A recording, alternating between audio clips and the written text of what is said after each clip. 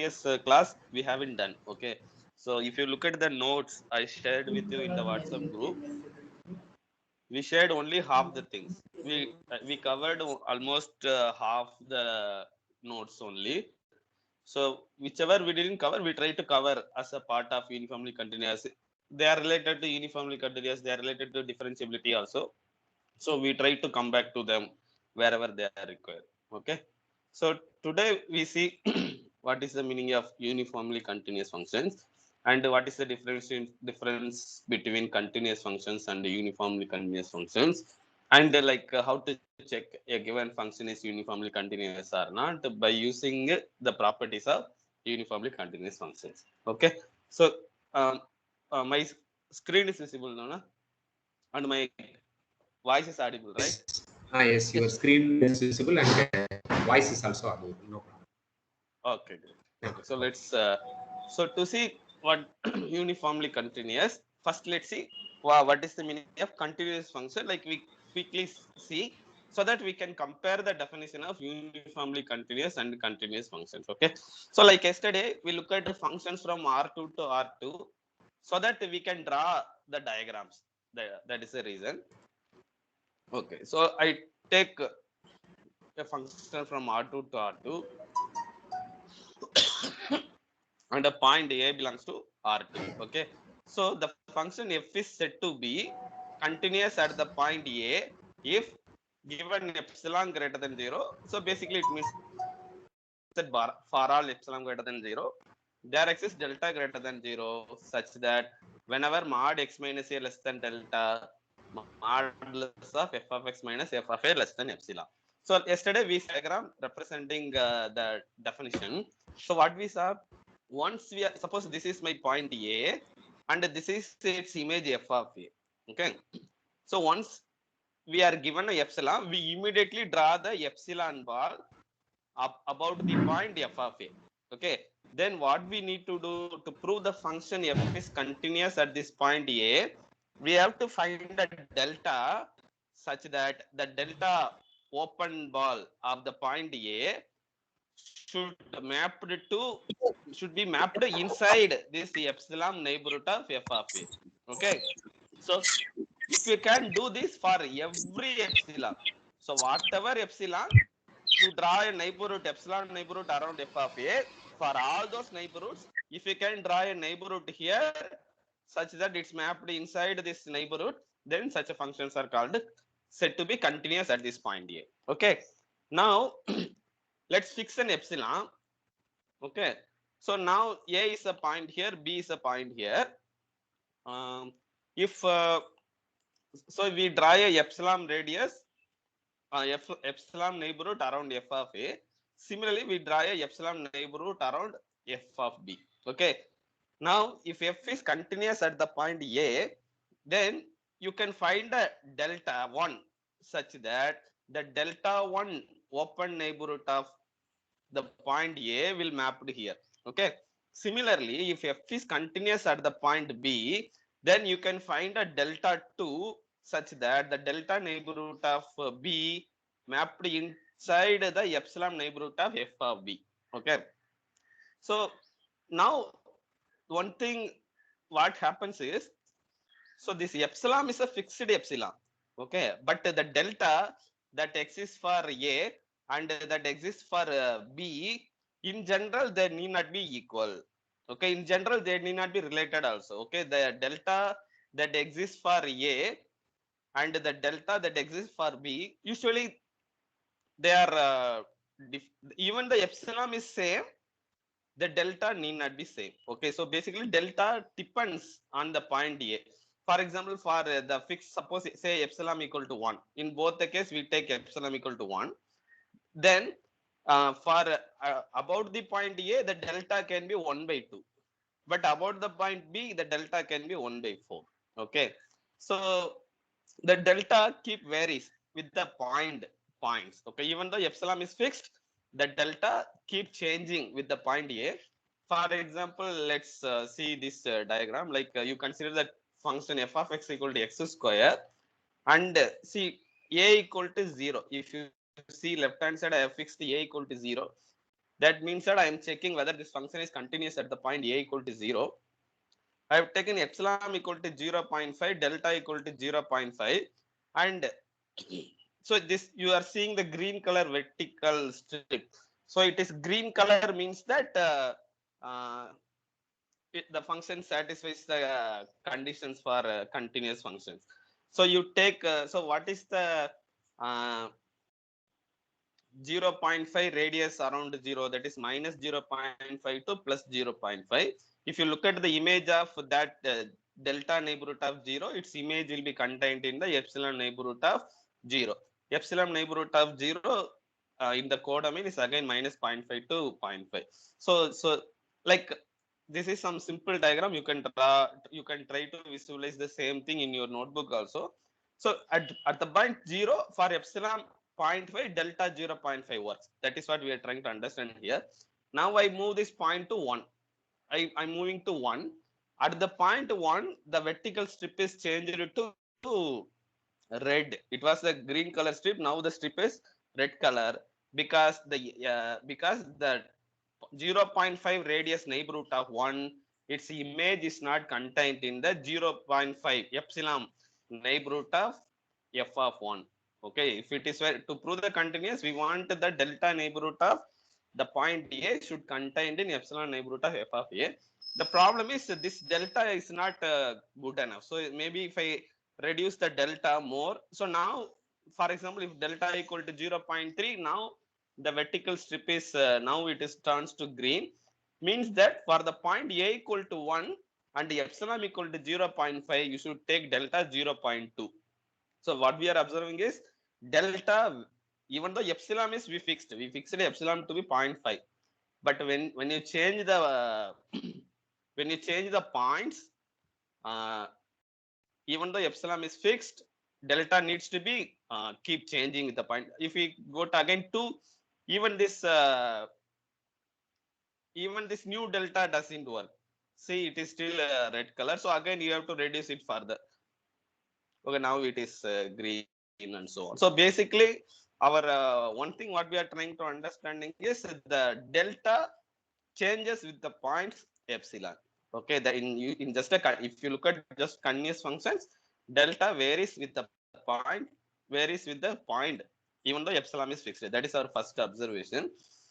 So now, if this delta is same for every point, okay, you fix a epsilon and the delta that exists for various points, if they are equal for all the points. So for A also you are getting the delta, for B also you are getting delta. The same delta works for works for all the points. Okay, epsilon anyway we are fixing at the codomain. So if the single delta works for every points in the domain, then such a functions are said to be uniformly continuous. Basically, that is a rough definition of uniformly continuous. So let me phrase it mathematically. So let f from R2 to R2 again, like but the same definition you can modify it for functions between any two metric spaces. Here you should take the metric in the domain. Here you should take the metric in the codomain. That is the only difference. So f is uniformly continuous on R2.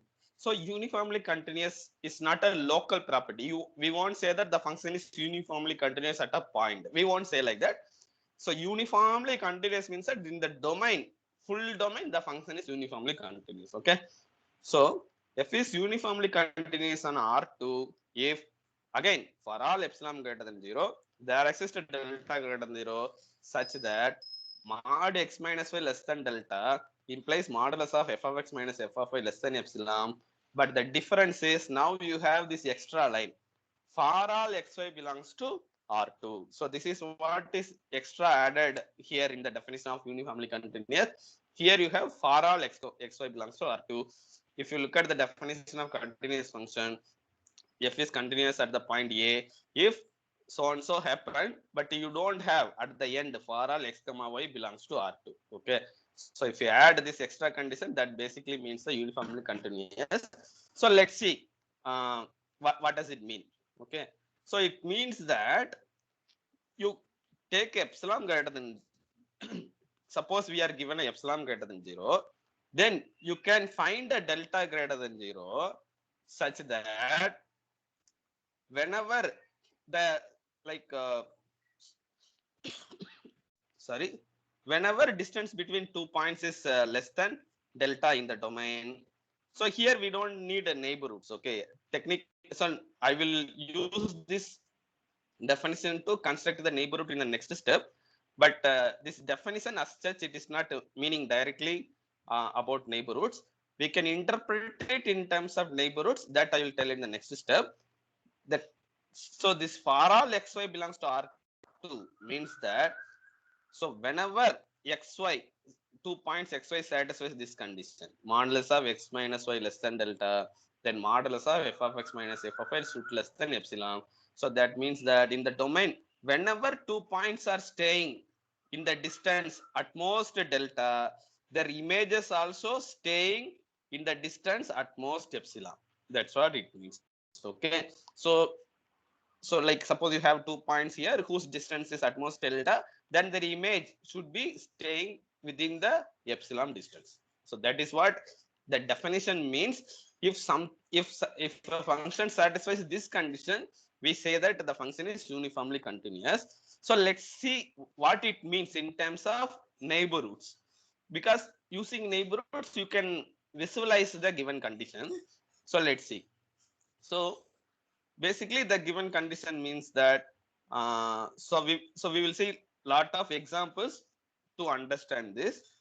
So the given condition means that so you take a point, suppose let's say this point is a and this is my f of a, and suppose this is my b and this is my f of b, and I fix a epsilon and I draw epsilon neighborhoods around f of a and f of b. To prove continuity, we will get a delta around a, around b we will get a delta such that this ball is going inside the epsilon ball of f of a, this ball is mapped into the epsilon ball of f of b. But in case of uh, in case of uniform continuous functions, this delta depends only on epsilon. Okay, not on the point a. That is what essentially it means. But still there may be some ambiguities, but we're going to see many more many examples. So from the example you can understand the definition of continuous functions. Okay, in so practically speaking, this delta depends on only epsilon, not the points. That is what it means, uniform continuity. So let's see one example. Consider f of x equal to tan x. Okay, we are considering it in the interval open 0 comma pi by 4. Maybe before this example we can look at constant functions and identifying functions. They are simple example of uniformly continuous functions. If you remember from our yesterday class, so f from R to R, f of x equal to c constant, right? So what we proved yesterday is for any epsilon greater than 0, you can take any delta will work. So by that I mean, should I go back to that? Okay, let's go to that style. So yesterday we started with the constant functions, then we moved to identity function. Yeah, so let's look at constant function. So every point in the domain is mapped to one fixed constant. Okay, so to prove continuity, what we do usually, so one epsilon is given that epsilon, we draw a epsilon neighborhood about so we want to prove the continuity at the point a. And what is the image of the point a? Every point is mapped to the constant c, therefore a is also mapped to the constant c. So to prove continuity at the point a, you first draw the epsilon neighborhood around the point c. That is basically open interval c plus c minus epsilon to c plus epsilon. Now here you want to choose a delta neighborhood around a such that image of this full interval should mapped inside this interval to prove the continuity. Okay, but every you take any delta, okay, doesn't matter how small, how big, doesn't matter. All these points going to map to this one point only, C. Okay, and this interval C minus epsilon comma C plus epsilon always contains the point C. That means that when we are proving the continuity for a constant function, the delta, you can take anything. So it is not depends on the point A. So same thing, if you take some other point here, you can again, you can take the same, whatever delta you take here, you can take the same delta here also, like here, that, so its image will be contained in C minus epsilon comma C plus epsilon. Okay, so in some sense, like delta is not depends on the points, only it depends on the function. So again, let's look at identity function. Here we saw that delta equal to epsilon will work. So that means that this point A at which we are proving continuity doesn't matter. So you suppose I'm trying to prove the continuity at say this point B, and again for this point also, whatever epsilon we are taking, you take delta to be epsilon, same, the given conditions will be satisfied. Okay, so here delta equal to epsilon basically means that delta that we are choosing depends only on epsilon, not on the points on the domain. So that means that the function is uniformly continuous. Okay, so let's come to this tan x example. That is more intuitive example. Let's see. So we claim that tan x in open 0 comma pi by 4 is uniformly continuous. So first I'm calculating modulus of f of x minus f of y. Okay, that is a quantity we are interested in. So modulus of tan x minus tan y is equal to modulus of sin x minus, so tan x is sin x by cos x, you know. So modulus of sin x by cos x minus sin y by cos y. So if you simplify this, you get a sin x cos y minus sin y cos x by the product cos x cos y. So numerator is sin x minus y. Okay, so we know that very important inequality which we use many times. So modulus of sin theta is less than or equal to modulus of theta. Okay, so remember it. This we will use it many times. Modulus of sin theta less than or equal to modulus of theta. Okay, maybe like there is a modulus of sin theta less than or equal to modulus of theta, whatever the theta is. Therefore, instead of modulus of sin x minus y, I can write it mod x minus y.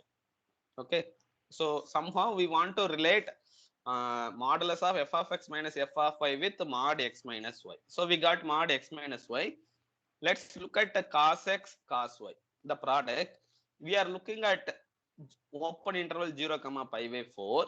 So you have to remember the curves of sin x and cos x. If you remember for even tan x, sec x, cos x, if you can remember the curve, it will be very helpful in solving the problems. Let's see why. So this is the graph of cos x I have drawn here. So what we are observing is cos 0 is 1 and cos pi by 2 is 0, cos pi by 4 0, 1 by root 2, right? So this is value 1 by root 2. So when you go from 0 to pi by 4, like suppose I'm going from 0 to pi by 4, the cos function is decreasing, and it is from 1 it is decreases to 1 by root 2. Okay, so therefore what is the maximum value in this interval? So since it is increasing, since they are in the denominator, to make it less than or equal to, I put the value cos pi by 4. Okay, so in the so for this cos x, x belongs to 0 comma pi by 4, cos pi by 4 is a small value in this interval. Okay, because the function is decreasing. So if I replace this value cos x by cos pi by 4, the inequality will be less than or equal to, because I take the smaller number and I am replacing the larger number. Sorry, I am taking the I am replacing this number by the least number in this interval. Okay, so I should write it. Maybe what I am saying is cos x is less than or equal to cos pi by 4 in this interval 0 comma pi by 4. Okay, therefore if I can replace this cos x by cos pi by 4, this cos y by cos pi by 4, so this quantity will be less than or equal to. Okay, already we replaced Sir, actually cos x in the denominator, sir. So Yes. Actually cos x in the denominator, sir. Yes, cos x in the so what is the problem? Like So cos x is greater than or equal to cos pi by 4, isn't it? yeah, but see, we are putting it in the denominator, right? Actually, cos x is greater than or equal to cos pi by 4, isn't it, sir? Yes, sir. Sorry. That is what you are saying. Okay. So this inequality is wrong. Yes. Okay, now Oh, it is fine. clear. Okay. Now The way I wrote it was wrong. Okay. Because you can see clearly this is the least. Function is decreasing here. Okay. Yeah, that was my mistake. Sorry. So we get modulus of f of x minus f of y less than or equal to some constant. So this is the some number. Sir, actually right? that Cos- inequality is correct one. Actually, below. Cos Actually, x greater than or equal to Actually, cos here pi below by you 4 are correct written one. correctly. Cos x greater than or equal to In the pi in by the 4. in That the inequality quantum correct one. this part, right? This part you are saying, Yeah, right? of course. Everything bottom is it is correct clear. only. Everything is correct only. Okay, let me Cos x explain. greater than or So, Ah. see, it's like this calculation is correct. Like here I wrote less than or equal to, that was the mistake. Okay. So because of that only there is some confusion. But in any case, what we have is modulus of f of x minus f of y less than or equal to, this is some constant times mod x minus y. That is what we want. Okay. Okay. So this will be like 1 by root 2 square into 1 by root 2 square. So basic, what is cos pi by 4? 0, 1 by root 2. 1 by by root root 2. So 1 by root 2 square will be 1 by 2 into 1 by 2. I'll get 1 by 4. So maybe here I'll get 4, right? No, sir. You will No, get 1 by everything 2, is sir. correct, sir. Everything is correct, sir. Root 2 is root 2 square is 2. Yeah, but I have, oh, sorry, there is only one. Right. No, this part is correct. Okay, so basically we got mod tan x minus tan y less than or equal to 2 times mod x minus y. Correct. So now, if once you got this kind of inequality, it is immediately you can prove uniformly continuity. Let's see why. So let epsilon greater than 0 be given. So you will take delta to be epsilon by 2. Since you have a 2 in front, we take delta to be epsilon by 2. Let's see why. So suppose so what we need to prove? We have to prove that given a epsilon, you have to find a delta such that this is true for all x comma y belongs to R2. So whenever this inequality is true, we want this inequality also true. So we assume mod x minus y less than delta. Where we have written. So suppose mod x minus y is less than delta. Then so we assume this mod x minus y less than delta. We claim that modulus of tan x minus tan y less than epsilon, and so basically this is arbitrary xy. We are not taking any particular elements from open 0 comma 5 by 4. This x comma y are arbitrary elements. So we can, at the end we can write for all. Let's see why. So if mod x minus y is less than delta, then mod tan x minus tan y is less than or equal to 2 times mod x minus y. That is what we proved. Now mod x minus y is less than delta. Therefore, like you can put here even strict inequality 2 times delta. This is delta. Okay. Now I have taken delta to be epsilon by 2. So we get this is epsilon by 2. Instead of delta, I substitute delta. So instead of delta, I substitute epsilon. So we get mod tan x minus tan y is less than epsilon. And this we didn't fix any particular xy. This is arbitrary xy. So we get mod tan x minus tan y is less than or equal to epsilon less than epsilon for all xy. Okay. So what it shows is like in the domain open 0 comma 1 open 0 comma pi by 4, whenever 2 points are at the distance, like you fix a epsilon and you can find a delta such that whenever 2 points are within the distance delta, then their images will be in the distance at most epsilon, and this is true for all xy. Okay, therefore the function is uniformly continuous. Okay, so is this example clear? And this delta depends only on epsilon. We are not considering points at all. Okay, so in for this curve tan x, if you take you take any point here, doesn't matter, like a or b, any point you take, whatever epsilon you take here, if you take delta by 2, then the image of the, sorry, you take delta to be epsilon by 2, then for this delta the image will be automatically go inside, the image will be automatically go inside. So delta equal to, you just need to take epsilon by 2. Basically same delta works for all the points in the domain. That is what is important. Okay, if you look at f of x equal to x square, we can't find a single delta that works for all the points. That we draw, we look at some the graph, and we saw that the usually delta depends on the point. Okay, so the tan x example is a very good example, and like Excuse me, sir. I mean, I choose yeah, yes please. Yes, sir. In the proof, we have used two inequalities. One is cos pi by 4 is less than or equal to cos x, and another one is modulus of sin theta less than or equal to mod sin theta, right? Right. So the first inequality, by seeing graph, we can say cos pi by 4 is less than or equal Right. to cos x. Another inequality, how we can prove it, sir? For this proof of this one, like so Yes, I mean, yes, sir. so Is it easy? If one or two line proof, then we can discuss no, otherwise. no, it is definitely not. No.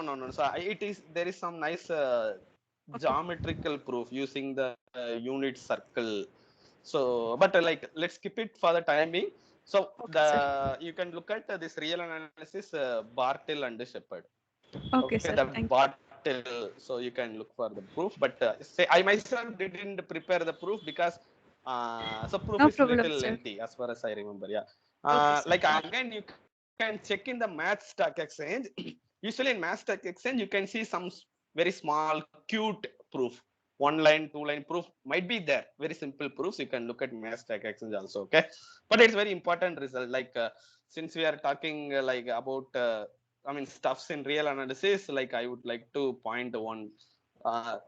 So this was like I was giving this NBHM MAMSC interview. So they asked me about this series, whether summation 1 by n, sine 1 by n, whether this series is convergent or not. Okay, so I hope you can see sine summation 1 by sine 1 by n. So like if you use this inequality, then you can get like this series is less than or equal to summation 1 by n square immediately, because sine modulus of sine 1 by n is less than or equal to 1 by n by the above inequality. So basically what we have, 1 by n sine 1 by n is less than or equal to 1 by n square. Therefore summation 1 by n sine 1 by n is less than or equal to summation 1 by n square. So this is convergent, therefore this has to be convergent. Okay, so like that inequality is very helpful. This is one incident where I was using it. Since I was remember this inequality, it was very helpful for my interview. Again, like there are multiple places I have used this inequality. It is very, very important. Another thing is, if theta is very small, close to 0, then even you can replace sine theta by theta. Okay, if theta is very small number close to 0, pretty much sine theta and theta are equal. Okay, that is another thing. But we are not. I haven't made in our lecture. We are not going to use it, but just remember it. Okay. Anyway, so let's continue.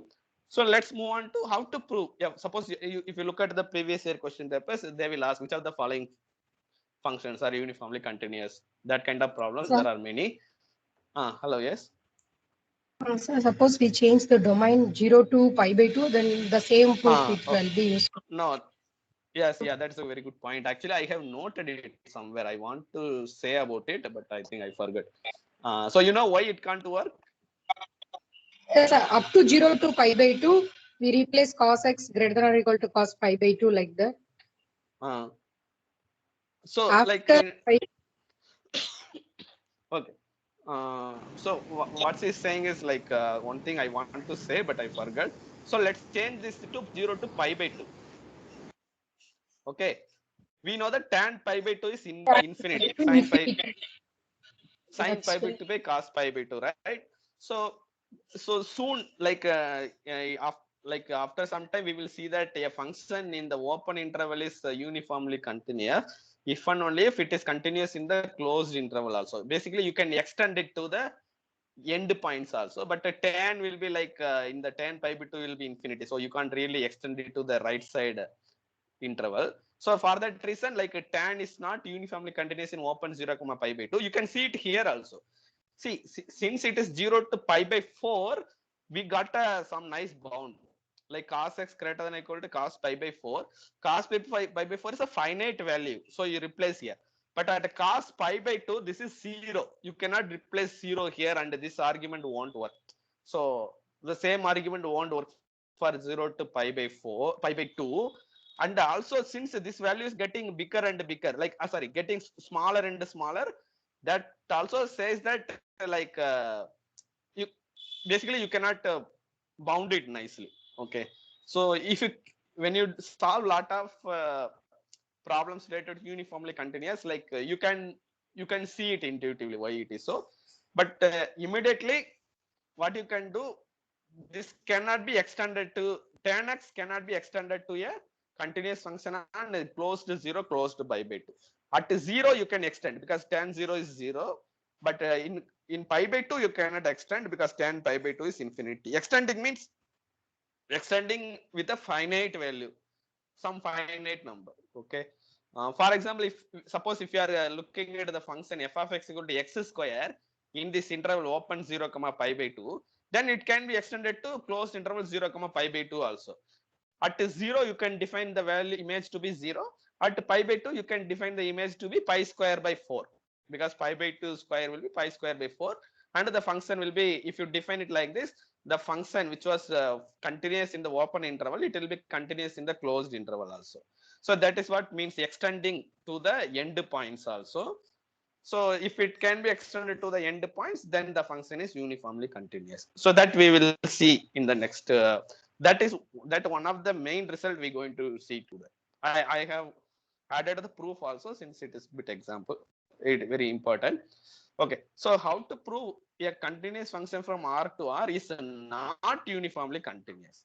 Okay, you can look at the internet for examples of many uniformly continuous functions, how they are proving it is uniformly continuous. There are many equivalent criterions. So we are also see many criterions to prove uniformly continuity. So proving not uniformly continuous also equally important. Let's see. So one first idea is to prove function is not uniformly continuous, so that for every delta greater than 0, you can find xy belongs to R such that modulus of x minus y is less than delta, and modulus of f of x minus f of y is greater than or equal to some positive constant. Okay, suppose if you prove this, then the function is not uniformly continuous. Why?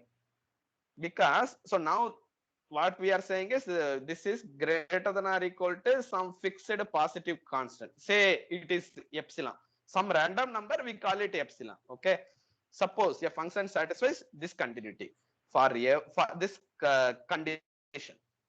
For every delta, you can find two numbers, only two numbers. There exist x comma y. You can find two numbers such that modulus of x minus y is less than delta, and this x and y depends on the point delta. If you change the delta, you can change the points also.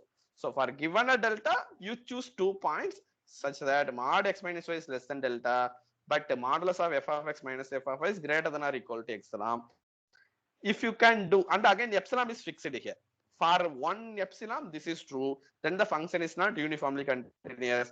Why? Because now you consider this epsilon in the definition of uniform continuous function. There we are saying that given a epsilon, you can find one delta such that whenever mod x minus y less than delta, you want mod f of x minus f of y less than epsilon. But here they are saying, here we have the condition that whatever delta you take, you can always find 2 points such that mod x minus y will be less than delta, but the distance between images will be greater than or equal to epsilon. Okay, this is sort of contrapositive of the statement given for uniformly continuous. Okay, so to prove a function is not uniformly continuous, this is what we try to prove. Okay. Okay, so let's see. Let's prove that f of x equal to x power 4 is not uniformly continuous on R. Okay, so again this method will be more understandable once you use it in some problem. So let's do this problem. So as I said, we take an arbitrary delta greater than 0. Okay, and we want to find for this delta, we want to find 2 points A belongs to R such that the distance between these 2 points is less than delta, but the distance between their images is greater than or equal to some fixed positive constant. So that fixed constant, we going to call it epsilon. Let's see how it is works. So let delta greater than 0 be, we take it to be arbitrary, and I need 2 points x and y. So I take x to be any real number, but I take y to be x plus delta. Okay, then modulus of x minus y is equal to modulus of x minus x plus delta, that is basically x minus delta. So you get so if you substitute x plus delta here, this is what you will get. So x will cancel, modulus of delta will be delta. Now if delta is arbitrary, then 2 delta is also arbitrary. Okay, so we're going to prove this statement for 2 delta. Okay, so I find 2 points such that mod x minus y less than 2 delta, but modulus of f of x minus f of y greater than or equal to epsilon. Okay, if you want a delta, so you can take this delta to be delta by 2, then you can work with then you will get modulus of x minus delta by 2. This is delta by 2, then this is less than delta, so everything works. That is not a problem. Okay, so let's take for this delta, I take x to be x itself, y to be x plus delta. Note that these 2 points x and y depends on delta. Once you change the delta, this y also changes. Correct? Okay, now let's calculate the distance between mod x minus y. We get this is delta, this is strictly less than 2 delta. Now we calculate the distance between images. We claim that the distance between images of these 2 points is greater than or equal to some fixed constant. Let's see what is that constant. So x power modulus of x power 4 minus y power 4. So y is again x plus delta. So you get x plus delta whole power 4. This is equal to, so we expand x plus 2 whole power 4 in the binomial coefficients. Okay, so x power 4, 4 choose 1. 4 choose 1, x cube delta. 4 choose 1 is 4. 4 choose 2, x square times delta square. 4 choose 2 is 6. 4 choose 3, x into delta cube. 4 choose 3 is 4. Then finally delta power 4. Okay, so this is just the binomial expansion. Then you get this x power 4 and this x power 4 will cancel. You get, so anyway, it is minus, we can throw because it's modulus. Like you get 4x cube delta, 6x square delta square, 4x delta cube delta power 4. Okay, now this delta is arbitrary, right? So we're going to change delta for every delta. That is what saying. So when you taking the delta larger and larger, this number going to go larger and larger. Okay, you see there is a delta power 4, there is delta square, delta cube, and so basically what it means is, if the function is uniformly continuous, then what do you want? For any, whatever epsilon is greater than 0, you can find one delta such that mod x minus y less than delta implies mod f of x minus f of y less than epsilon, right? So basically, whenever mod x minus y less than delta, you can bound the images also within the epsilon. But what we are seeing here is modulus of x minus y is less than delta, but modulus of f of x minus y is this quantity, which is getting bigger and bigger with delta. That so basically you are not getting this for all x comma y belongs to R. You want this is to happen, right? But what we are getting is maybe I'll try to explain it in a different way so that you can understand. So uniform continuity means that, like, see, this for all x comma y belongs to R is what important. Okay. So for any 2 points, if their distance is less than L delta, their images should be less than epsilon only. Okay. But here what we are saying is mod x minus y is less than delta, but their images, they are not less than some fixed quantity, because whatever delta you choose, this number will be getting bigger and bigger. Okay. So again, let's if you understand this, it is fine. Otherwise, let's see one more example. Okay. So let's continue. So, okay, if this can be made arbitrarily large, because you take see, x is your arbitrary number. You take x to be any number, then y equal to x plus delta. So if you take this x to be very big number, then this quantity will be grow much bigger. Okay, so this is our first observation. Modulus of x power 4 minus y power 4 equal to this quantity, which can be made arbitrarily large by taking very big x. Okay, so whatever x, because of the way we have taken y, mod x minus y going to be less than delta always. But modulus of f of x minus f of y is getting arbitrarily large. Let's see. Suppose this function is uniformly continuous, then what we know? Given epsilon greater than 0, there exists delta greater than 0 such that mod x minus y less than delta implies this quantity should be less than epsilon for all xy belongs to R.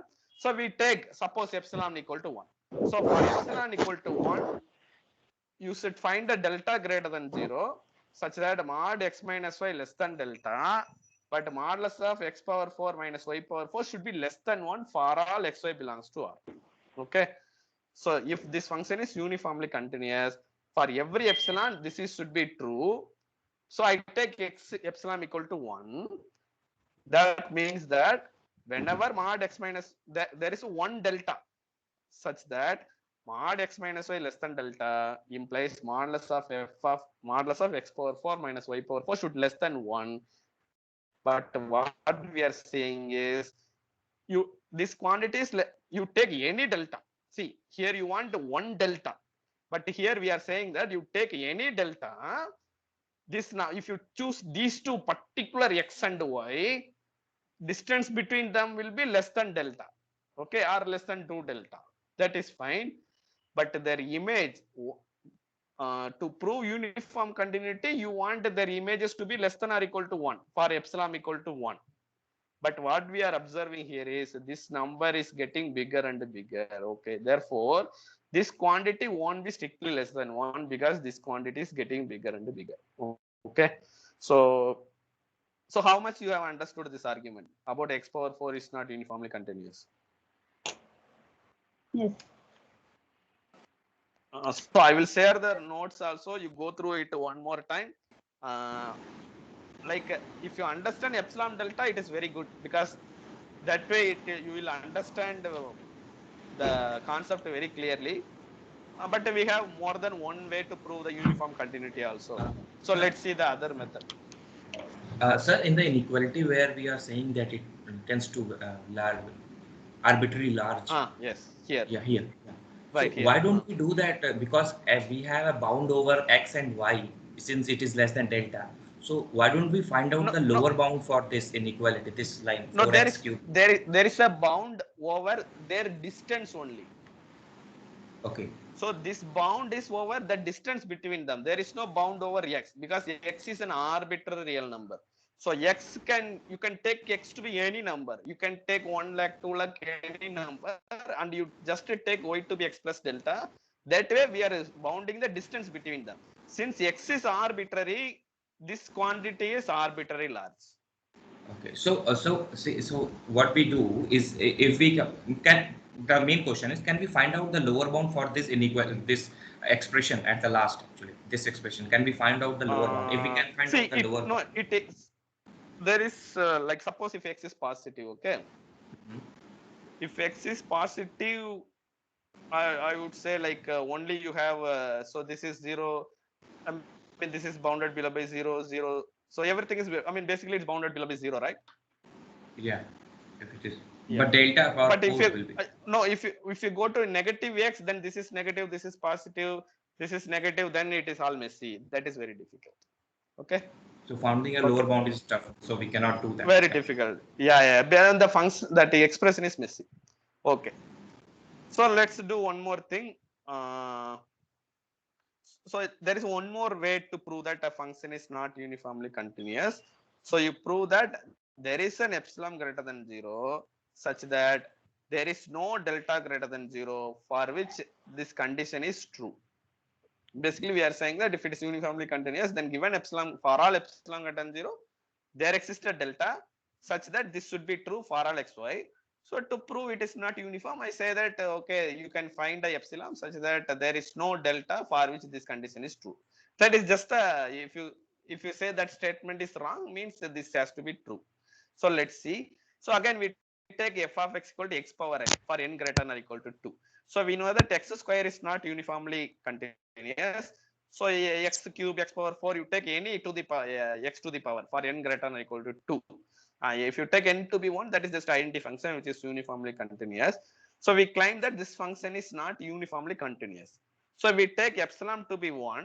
I claim that there is no delta for which modulus of x minus y less than delta implies modulus of x power n minus y power n less than epsilon for all x comma y belongs to R. There is no such a delta for this epsilon equal to 1. Let's see why. So we claim that for any delta, if mod x minus y less than delta, then modulus of x power n minus y power n is greater than or equal to 1. Okay, if it is uniformly continuous for this epsilon, you can find one delta such that mod x minus y less than delta implies modulus of f of x minus f of y less than 1. You should get less than epsilon less than 1. But we will prove that you want a single delta, but we prove that no delta will work. Okay, so let's see why. So you take an arbitrary delta, and again you take y to be an arbitrary real number and x to be y plus delta by 2. Then modulus of y minus x to be y minus modulus of y minus y plus delta by 2, that is delta by 2, that is less than delta. Now for this x and y, if you calculate again the same argument, if you calculate a y power n minus x power n, so x is y plus delta by 2, this is y plus delta by 2 whole power n. So you see whatever y plus delta by 2, this number is larger than this number, right? So y plus delta by is larger than y. So we just remove the modulus. So this number is larger number minus smaller number will be positive. Okay. Now you have n powers. I keep one thing separately, and I have y plus delta by 2 whole power n minus 1 minus y power n. So this is greater than or equal to y plus delta by 2 times y power n minus 1 minus y power n. So why this is true? Instead of y plus delta by 2, I have replaced y. Okay, so instead of the larger number, I have replaced the smaller number. Therefore, this number is larger than this number. Okay, now if you look at this quantity, so if I multiply this number with this number, I get y power n plus delta by 2 y power n minus 1 minus y power n. So these two numbers cancel. We get delta by 2 times y power n minus 1. So first time proving this thing is by yourself, it is difficult. What you are really doing is you are trying to learn some techniques to prove some function is not uniformly continuous. Okay, so if you are seeing this for all first time, you might see like see, for example, write this down was taking me about almost like more than 1 hour. Okay, so like I've seen many things in uniformly continuous, but for me itself, even for me it took that much time. Means you see it is that much intense at least, but it is fine. You are learning something new. This is one of the way to prove some function is not uniformly continuous. See, we are trying to prove using epsilon and delta. So if you look at any textbooks, there will be very limited number of exercises and problems using epsilon and delta. So in the second of this today lecture, we're going to see much simpler methods to check uniformly continuity. Okay, but that is not the point. Using epsilon and delta is also one of the important thing. That is why we are doing this. So this is the last problem in the using epsilon and delta. So you see, hello. So y plus delta by 2 greater than or equal to y in that step, sir. Y plus delta by 2. Suppose if y is negative, then this will be removed. I mean, you are adding some number to some number. Definitely, this number is bigger than this number, right? I mean, If when we raise the power to even number, that is true, but I am keeping the same power, no? So suppose y equal to -3, delta by 2 equal to 1. So minus 3 y the equal whole to -3. That is y delta by equal 2 to equal minus to 1. 3 minus 3 plus the delta by 2 power n minus 1, and you have a y minus Suppose 3 delta power. delta 2 equal So to I 1. claim that okay, I understand your point. So you are saying, will there be problem? Minus 3 plus delta by 2. See, n is greater than or equal to 2. Suppose it will be some any other even number. Suppose n 5 minus 1 is 4, like that. Sorry, which one is 4? N minus 1 is equal to 4. Okay. So if n minus 1 is 4, then basically this will be a positive number, right? Yes, sir. But this will be a negative. This will be also a positive number. Like, okay, you are saying this number will be lesser than this number, right? Okay. Now I understand your concern. Yeah, there is some problem, but that is fine. I'll say y it is fine. So I take y belongs to R. I can take y belongs to R plus. Is that fine? Yeah. Okay. Anyway, I just need 2 points in the entire real line. Okay, so I can take this y to be y belongs to R plus and x to be y plus R by 2. Yeah. Anyway, that is a very good point. I even when I write, I didn't realize that this quantity can be larger than this quantity. Yeah, we need positivity for sure. Okay. Okay. Thank you. Nice. So we get y plus delta by 2 times y power n minus. Okay, we get this modulus of y power n minus x power n equal to delta by 2 times y power n minus 1.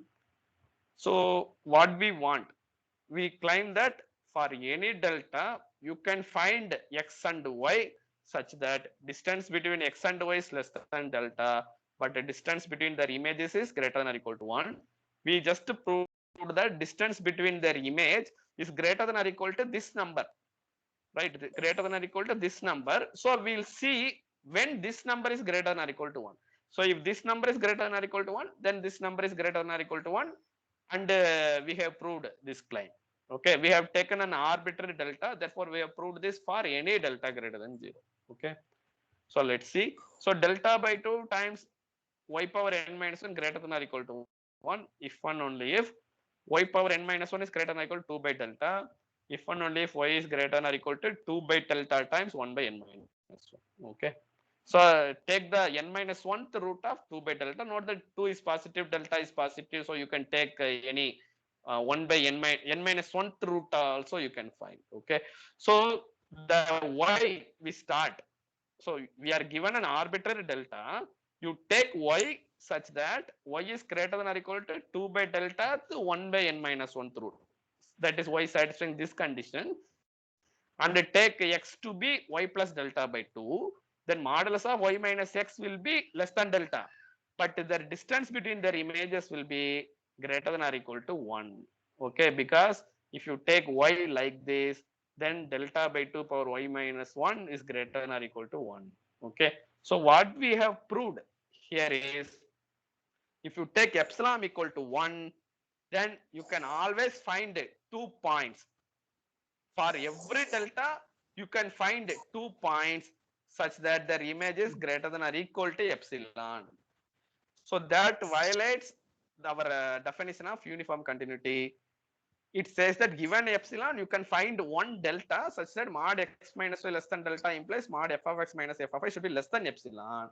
But for epsilon equal to 1, for any delta greater than 0, I can find the x and y such that mod x minus y is less than delta, but modulus of f of x minus f of y, I am getting greater than or equal to epsilon. I am getting, I mean, what we have proved is there is xy such that modulus of f of x minus f of y is greater than or equal to epsilon. That is what we proved for the function x power n minus y power, f of x equal to x power n. Therefore, the function is not satisfying this condition. Therefore, function is not uniformly continuous. Okay. Okay. So I will share the notes. You try to go through it again to understand what is happening. But if you understand this x power 4 and x power n example, then very much you have understood this epsilon delta definition of uniform continuity.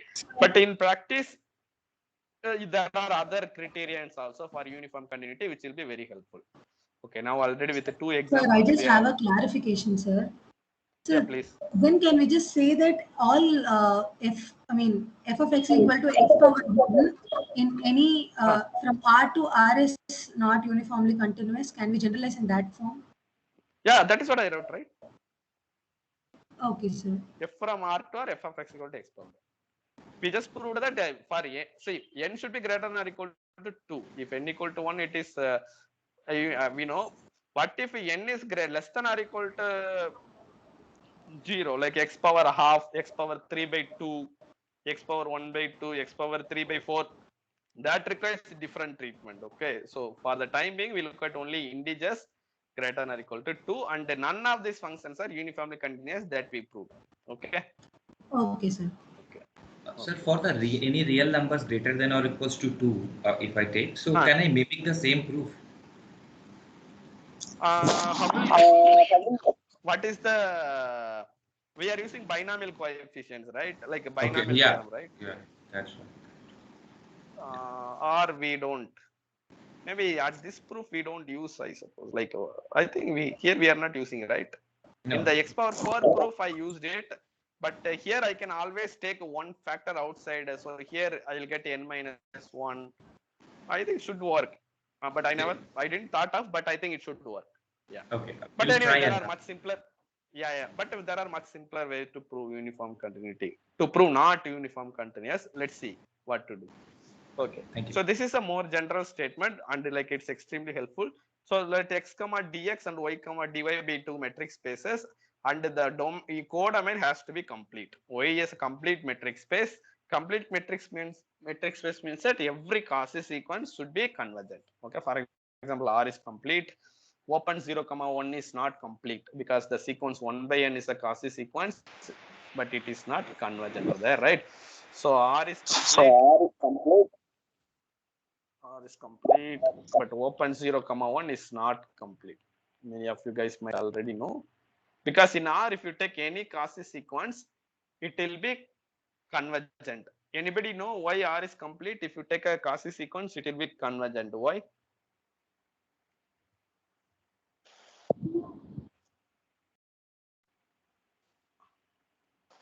Why R is complete? If you take a Cauchy sequence, it should be convergent. Anybody know why? There is a very one-line proof. Like you should use something. It has least upper bound property. Yeah, that is one very good argument. Like you can use a LUB GLB argument. Okay, if it is a Cauchy sequence, you can prove that it is a bounded sequence, so it will have LUB GLB. So you can prove that it is converges to LUB or GLB, that kind of argument. I mean, not necessarily, but you can use LUB GLB argument. So also this Bolzano-Weierstrass, what is that? Bolzano property, right? Or Bolzano-Weierstrass theorem or something. Every bounded infinite set has a limit point in R, right? So you can use that also to prove that every Cauchy sequence is convergent. So if it is a Cauchy sequence, it is a bounded. So by Bolzano-Weierstrass theorem, this sequence should have a limit point. Then you can prove that the sequence converges to that point. Okay. Anyway, for 0, 1 is not complete because you can look at the 1 by n sequence. This is cos A, which is not convergent here. Or you can look at 1 minus 1 by n sequence also. Anyway, let's look at the statement. So you have two metric spaces in which codomain is complete, and you take a subset, A subset of X, and F from A to Y is uniformly continuous. If F is A from A to Y is uniformly continuous, then F can be uniquely extended to a continuous function G from A closure to Y. Okay, so A closure means A union all its limit points. Okay, so if F from A to Y is uniformly continuous, then F can be continuously extended to A bar to Y also. So this extension is called G, and this extended function will also uniformly continuous. Okay, so I have given a proof. Before seeing the proof, let's see some problems. That then we understand the importance of this result. You see, these 4 problems are asked in various years in CSIR exam. So which of the following functions are uniformly continuous on 0, 1? So 1 by x sin 1 by x, x sin 1 by x, sin x by x. Again same, 1 by x sin 1 by x, x sin 1 by x, sin x by x. Again same, 1 by x sin x by x, sin 1 by x. But here there is one new option, cos x by x. Again, this is pretty much exactly same everything. So like so same options, except for this one option, all the options are same in 4 different years they are asked. Okay, so like one of my Sunday class student like prepared all these problems and share it with me. So it was really great help from her. Anyway, let's see why each of these functions are, let's see which of these functions are uniformly continuous. Let's go one by one. So many of you might have seen already. So let's do 1 by x, each of them 1 by 1. So first we look at 1 by x. Okay, so we claim that 1 by x is not uniformly continuous in open 0, 1. Okay, so we look at 1 by x in the interval 0, 1. So from the above result, if it is uniformly continuous here, it can be continuously extended to this interval also. Okay, that is what the above result says. In other words, equivalently limit x tends to 0 plus 1 by x exists. Somebody has your mic is on. Please switch it off if you don't have any questions. Yeah, thank you. So from the above result, suppose 1 by x is uniformly continuous in open 0, 1. The function should be extendable to the closed interval, but in the closed interval 0 is a left end point. So I can only approach 0 from the right side. In the closed interval 0, 1, you can't come from the left side. Therefore, this is a right limit of 1 by x should exist. Suppose if this limit is exist, right limit is exist. Suppose say this limit is equal to some L1 and this limit is to be L2. Then what I'll do, I'll define like this. So I'll say f of x equal to 1 by x, then sorry, Sir, here 1 minus limit extends to L2 is limit extends to 1 minus. Right, sorry. Right, it's at the right endpoint. So in the right endpoint, you have only left limit. So I write 1 minus. Yeah, that is correct. So suppose these two limits exist. Say this limit is L1, this limit is L2. So I'll define f of x equal to 1 by x if x belongs to open 0, 1 at the point. So L2 if x equal to 1, L1 if x equal to 0. So by defining it like this, I can make the function continuous in the interval closed interval 0, 1. Okay, so that is what means extending a function to the closed interval. Okay, so to extend a function at the left end point, you want the right limit to exist. In the left end point, sorry, in the left end point you want right limit to be exist. In the right end point you want left limit to be exist. So right limit, what is the meaning of right limit? So you look at all the sequence that converges to 0. So suppose this is your open 0, 1. In the open 0, 1, sequence can converge to 0 from right side only. So you look at any sequence xn converges to 0, its limit sequence f of xn should converge to the point L1. So again, we're going to see many examples. Let's see how to use this. So we claim that this limit is this function is not uniformly continuous. To show this function is not uniformly continuous, we will show that this cannot be extended to close 0, 1. Basically, we will show that this limit or this limit does not exist. One of the limit does not exist. Okay, enough to show one of the limit does not exist. At some cases, both the limit won't exist. Let's see. So we claim that limit extends to 0, sine 1 by x does not exist. So this is our definition of limit. Okay, sequence definition of limit. So limit extends to 0, f of x exists means that the limit should be a finite number. Okay. So what is our definition of limit? We say that limit extends to a, f of x equal to L, if for any sequence xn tend to a, its image sequence converges to L. Okay, so this is the definition of limit. This is a sequence definition of limit. We don't use, let's not worry about epsilon delta. So if limit extends to a, f of x equal to L, then whenever xn tends to a, f of x tends to L. If this L is happen to be f of a, then we see that the function is continuous at the point a. Okay, so that is the only difference. Instead of f of xn going to f of a, if it goes to some arbitrary number, we say that it is limit. Okay, so to prove limit extends to a, f of x does not exist, what we'll show that this condition is not satisfied. Okay, so image is not converges to L. So let's see how to use this. So to prove limit extends to 0, 1 by x does not exist, basically we want right limit does not exist. So we look at sequences that converges to 0 from right. What is an example of a sequence that converges to 0 from right? That is our standard 1 by n sequence. 1 by n comes like what, n equal to 1, 1, 1 by 2, 1 by 3 and goes and it converges to 0. Okay. So suppose this limit is exists, then limit extends to 0, f of x is some finite number. That means that whenever you take a sequence xn converges to 0, its image sequence should converges to L, right? If this limit is exist, but you consider this sequence 1 by n, its image sequence f of 1 by n. F of 1 by n will be for this function f of x equal to 1 by x. F of 1 by n will be the sequence n. 1 by n will be L, n, and n is converges to, sorry, n is diverges to infinity. Therefore, this is not happening. Therefore, this value cannot be finite. Okay. Therefore, this limit is not exist. We have given a sequence that converges to 0 from the right. Therefore, this right limit does not exist. Therefore, you cannot extend it to full close 0, 1. Therefore, 1 by x is not uniformly continuous. The same technique is what we're going to use for all the problems. Okay. So what about sine 1 by x? This is the next option that is given more frequently and very important problem also. Like in many interviews, they ask whether limit extends to 0, sine 1 by x, whether it is exist or not.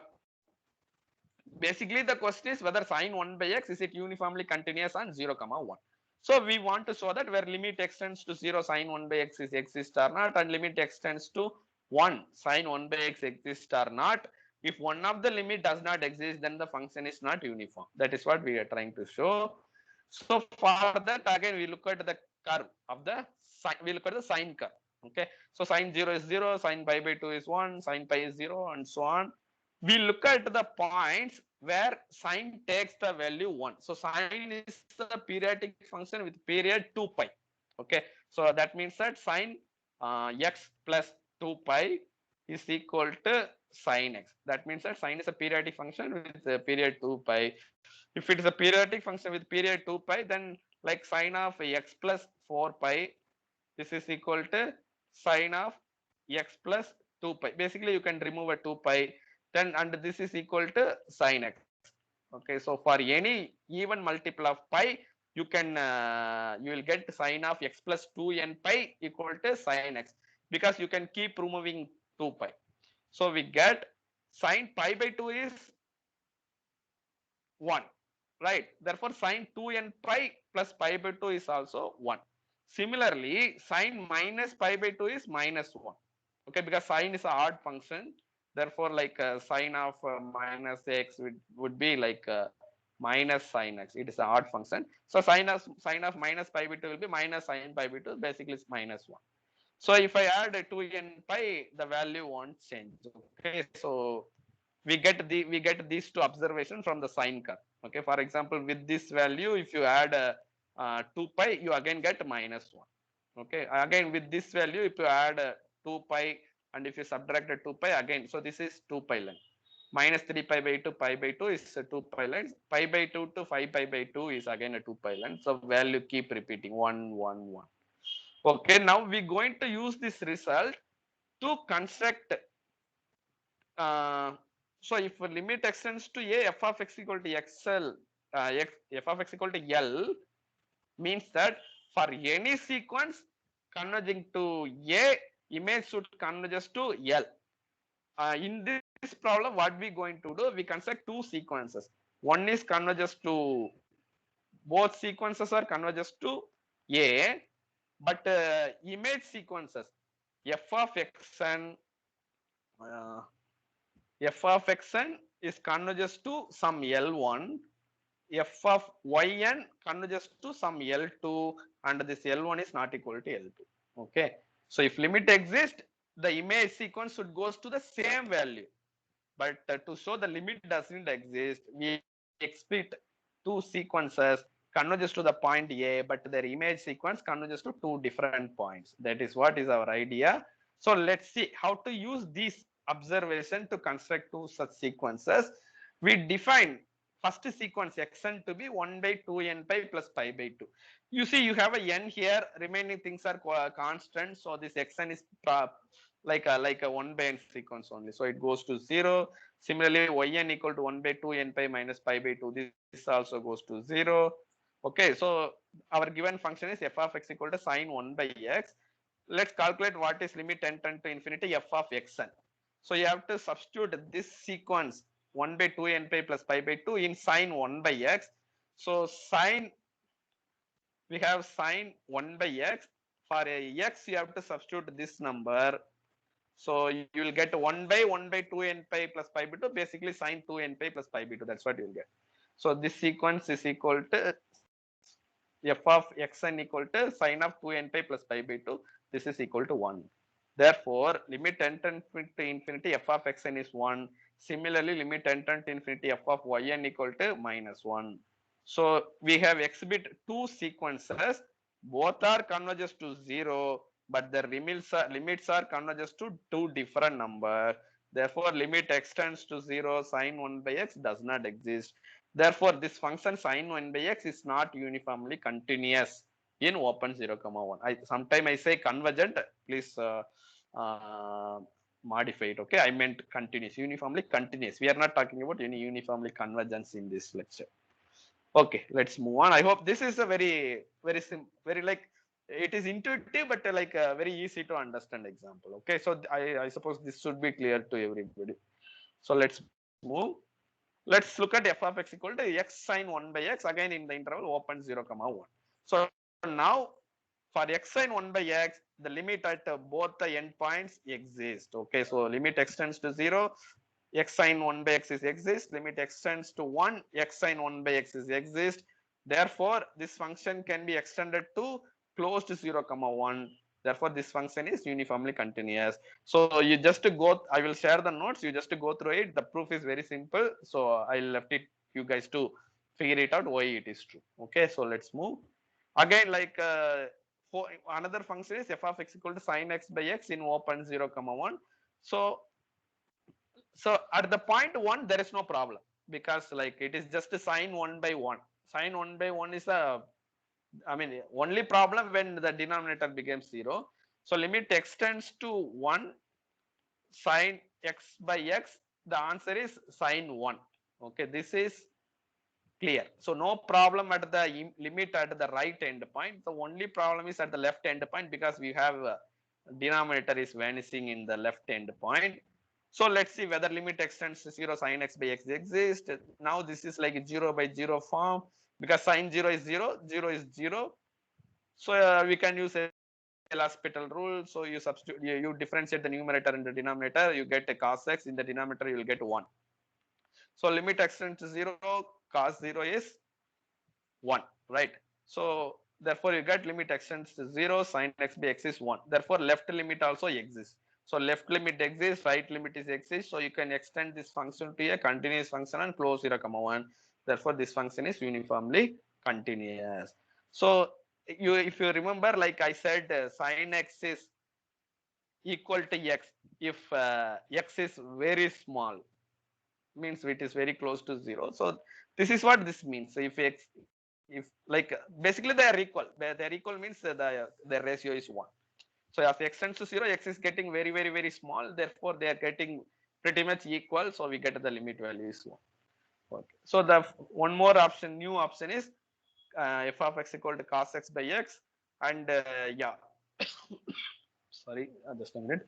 So I'll leave it as an exercise. You use this constructing two sequences technique to figure out two sequences xn and yn such that the limit at 0 does not exist. Therefore, this function is not uniformly continuous at open 0, 1. Okay. Okay. So let's maybe now about at least for the lectures we have about 12 minutes. So let's see what is sequence criterion. So sequence criterion is what we, so this is called extension criterion. What we just saw is called extension criterion because we are trying to extend to the closed interval and we try to solve the problem. Next we see sequence criterion, that is also very useful. Okay. So suppose f from R to R is uniformly continuous. I mean uniformly continuous if and only if, so it is necessary and sufficient condition also. So for any two sequence an and bn such that an minus bn converges to 0, the image sequence f of an minus bn also should converges to 0. So an minus bn converges to 0 implies f of an minus f of bn also converges to 0. Okay. So again I have given a proof. We'll try to come back to the proof, depends on the time. Using this criterion, you can prove that f of x equal to cos x by x is not uniformly continuous in open 0, 1. So this was our last example. I told you to prove that here limit extends to 0 cos x by x does not exist using this technique. That is definitely you can do. But now again using sequence criterion, we try to show that this function f of x equal to cos x by x is not uniformly continuous. So the statement says that if it is uniformly continuous, you can whenever an minus bn converges to 0, f of an minus f of bn should converges to 0. To show a function is not uniformly continuous, you construct a sequence such that an minus bn converges to 0, but f of an minus f of bn is not converges to 0. Okay. So that is what we are trying to show. So I take these sequences xn equal to 1 by n, yn equal to 1 by n plus 1. Then the differences xn minus yn will be 1 by n minus 1 by n plus 1. This is if you take the LCM, you get 1 by n into n plus 1. That is basically converges to 0. Now we look at f of xn minus f of yn. You get, if you substitute, so xn is 1 by n. So you get cos of 1 by n by 1 by n.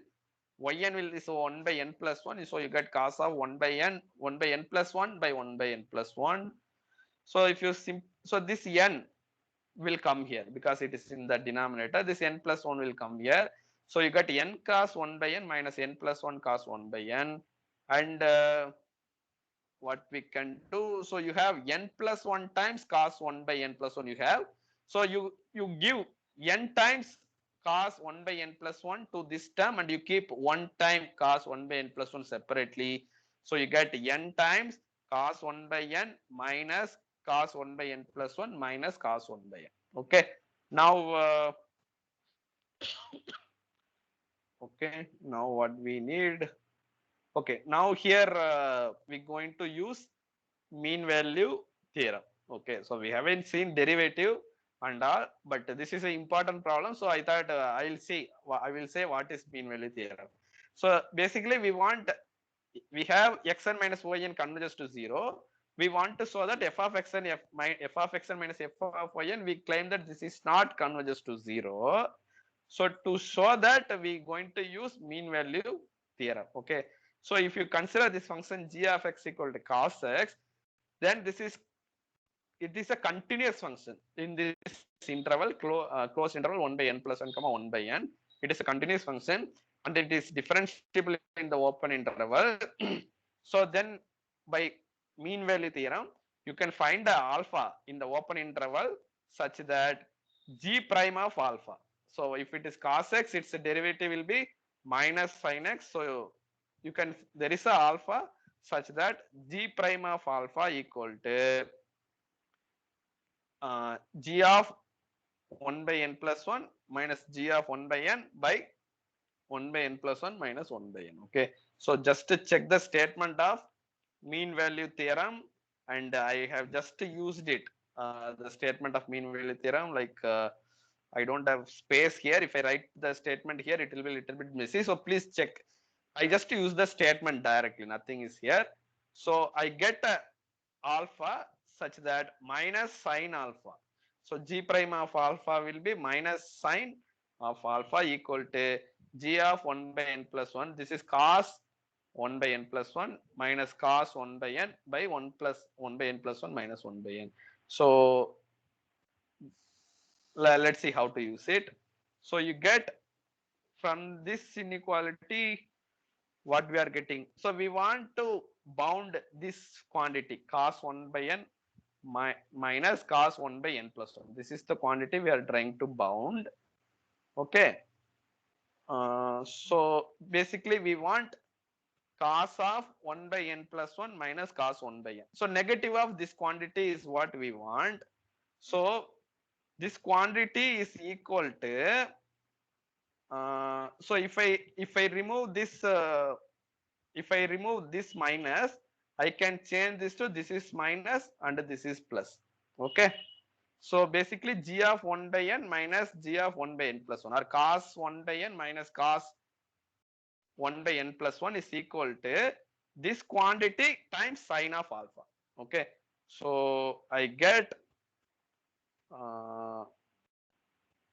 n times, so this n I have here, this cos 1 by n minus cos 1 by n plus 1, cos 1 by n minus cos 1 by n plus 1 equal to sin alpha times this quantity will come here. So 1 by n minus 1 by n plus 1, maybe I'll have a minus, so I'll put it here, no problem. So instead of 1 by n plus 1 minus 1 by n, I have put 1 by n minus 1 by n plus 1. We have what we have, I think that is fine. So here 1 by n minus 1 by n plus 1, so I put a minus here to adjust that, and this term minus cos 1 by n plus 1, I have kept it here. Okay, now if you look at this quantity, so if I take this n inside, what I'll get minus sin alpha by, so basically this n and this n will cancel. Okay, so what will I get? Did I made a calculation mistake? No, seems fine. Minus sin alpha. It is correct, sir. Is it correct?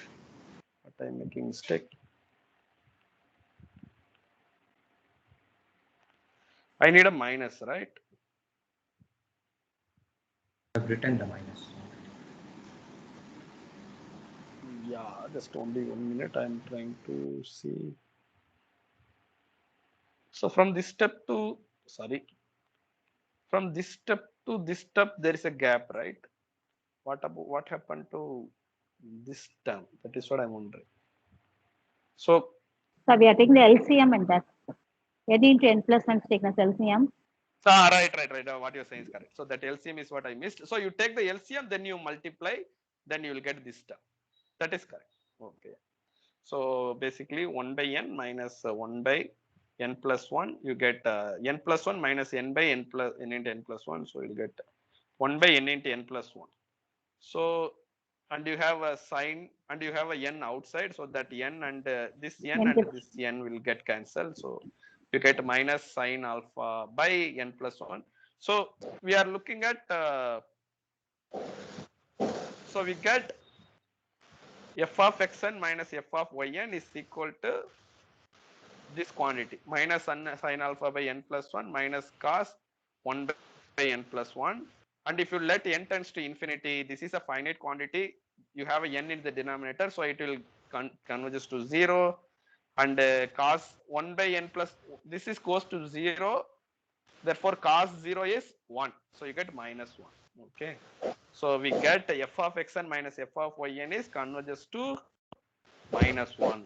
So you have two example of sequences n and bn such that xn and yn such that xn minus yn converges to 0, but f of xn minus f of xn minus f of yn is converges to minus 1. Okay. So all these things pretty much I write it by myself. Okay. There can be minor minus somewhere missing and all.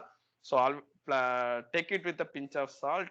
Like if there is some corrections, please share in the group so that others will also know. Okay. Okay. So similarly, if you look at f of x equal to x square, you can take xn to be n plus 1 by n and yn to be the sequence n, and you can prove that the differences goes to 0, but f of xn minus f of yn is not goes to 0. Okay. So this sequence criterion is very, very helpful. Similarly, if you look at the sine x square as a function from R to R, you can consider these two sequences xn and yn. So when you solve many problems using sequence criterion, you will get the understanding how to construct two sequences which satisfies the Riccati property. Okay, so first time when you see these sequences looks arbitrarily chosen, but when you do more problems, you will understand how to choose these sequences. So for these sequences, again xn minus yn is converges to 0. But the image sequence goes to infinity, which is not converges. Sorry, the image sequence limit does not exist. Okay, therefore, sine x square is not uniformly continuous on f from R to R. Okay, so maybe now I'll ask you guys one quick question. We are almost 2-3 minutes only. So f from R to R continuous and bounded. Does it imply f is uniformly continuous? This is a question. So you have a continuous function from R to R, which is bounded also. Does it imply the function is uniformly continuous? No, it is not. The example is sine x square.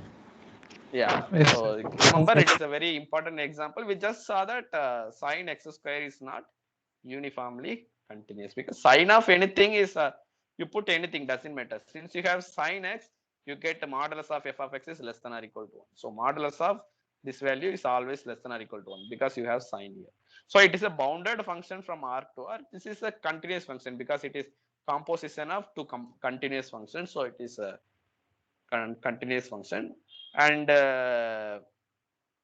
but it is not uniformly continuous. So it is a bounded continuous function from R to R, which is not uniformly continuous. So again, I will share the notes. You check the proof. The proof is exactly the same. Okay. So here limit n tend to infinity, sine n does not exist. So we will use the result. So yeah, when you look at the proof, you can check it.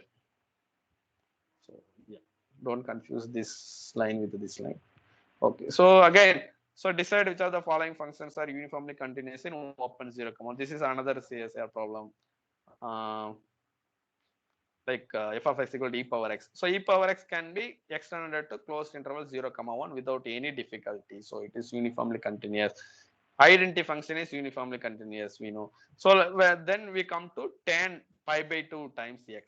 Again, if you substitute 1 in the function tan pi by 2x, you will get infinity. At the point 1, the function tan pi by 2x goes to infinity. Therefore, this function cannot be extended to 1. So limit x tends to 1, tan pi by 2x is infinity. So you can look at the graph of this diagram. So this is graph of tan x. So if you look at minus pi by 2 to pi by 2, at pi by 2 it goes to infinity.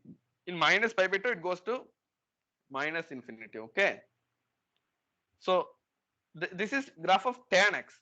If so, but we have tan pi by 2x. There is a pi by 2 that comes in front. So what it does is, so it does some changes to the curve. The graph will be changes to, this will be +1, this will be -1. If you consider this graph, this is the graph of tan pi by 2x. Because of this pi by 2 in front, instead of the curve lying between minus pi by 2 to plus pi by 2, the curve will lies between -1 to 1. Because if you substitute 1, you will already get tan pi by 2. If you substitute -1, you already get tan minus pi by 2. So basically it is just a scaling. So -1 to 1, this is the graph of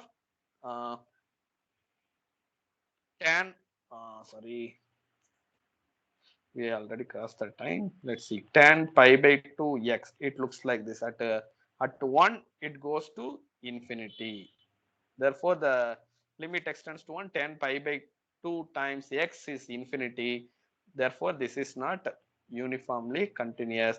Sin x is uniformly continuous because it is a, you know why sin x is uniformly continuous? Anybody know? It can extend it to the domain, to the closed interval. It can be extended.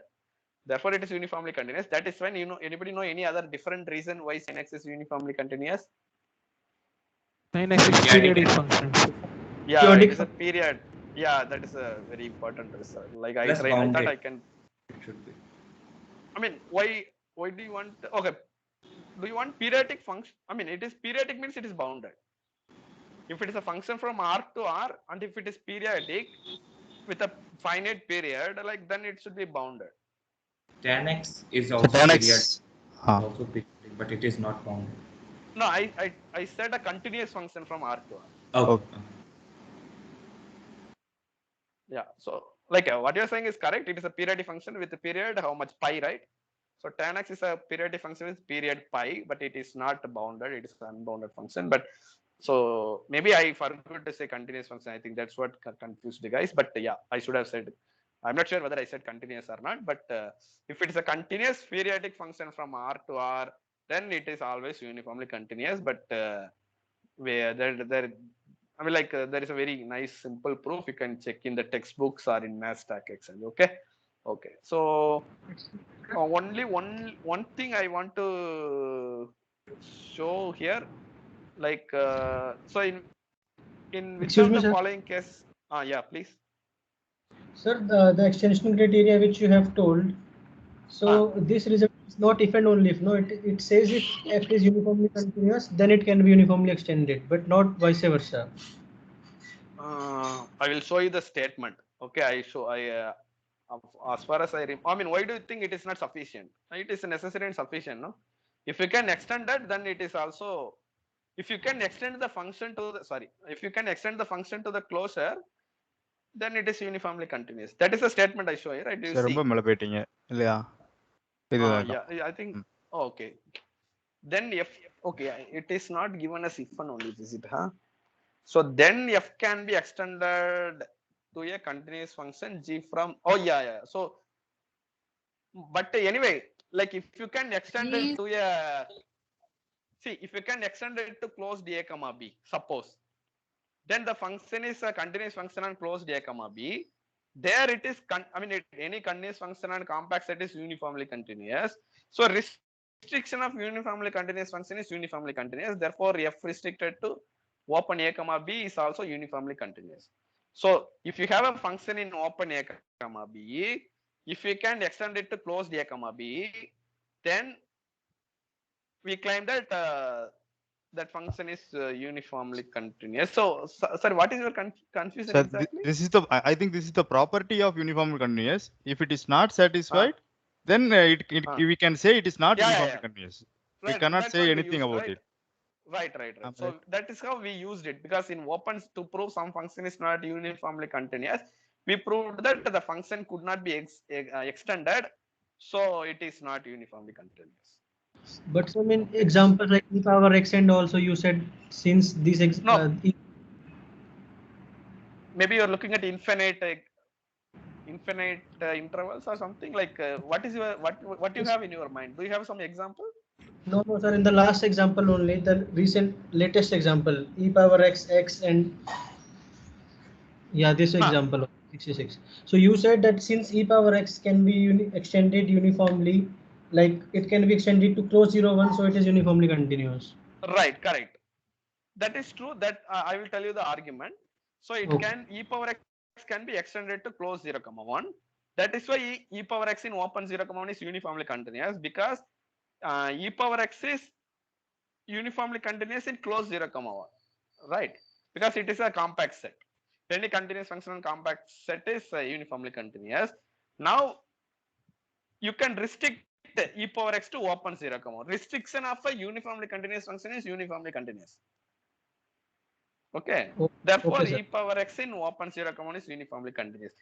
Yeah, there are some, but there is some subtlety. What you are saying is sort of correct. There, if you look at some infinite one-sided interval and all, there is some confusions can arise.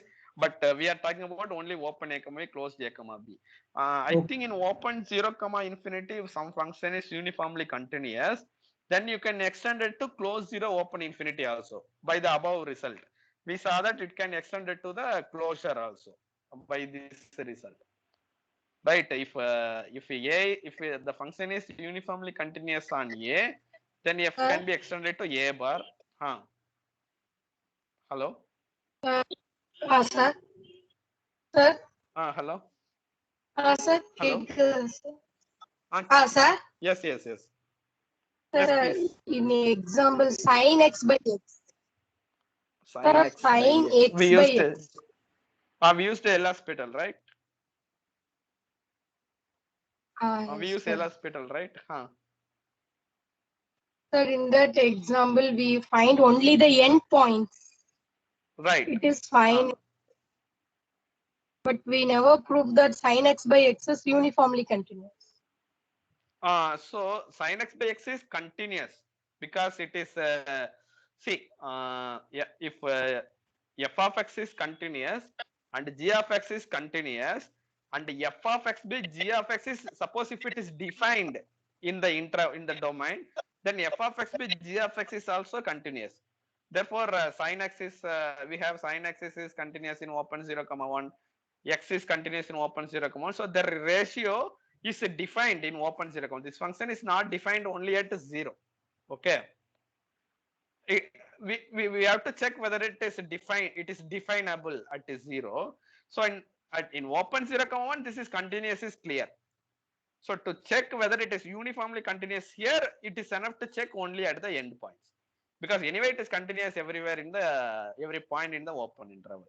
I hope that is what you are asking, right? Or you are asking something else? Okay. So usually wherever the denominator vanishes, at that point only we have to check the limit. In other places, for example, at 1, there is no problem.